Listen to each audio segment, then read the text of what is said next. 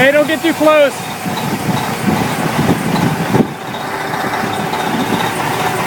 What did he say?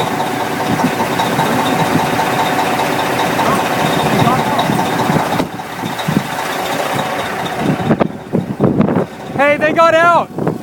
They got out. One person there. The driver got out and got in the semi. I mean, if there's anybody else, they're gone. I don't know. But one person did get out. And I called it in too. Yeah, they're on. They're not going to be able to get truck after they do it. They're coming the other direction. Yeah, it's gas.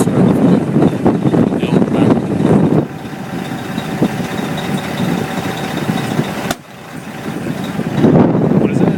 Don't worry, it's the gas strut's exploding from the razor deal in the back. It's going to hit the tank eventually, isn't it? It won't yet. I'm a firefighter paramedic. I've been doing this for 15 years. I've never seen one blow yet. What keeps it from the, that's fuel on the ground, isn't it? Yeah, it'll just burn. It'll make it cool and burn.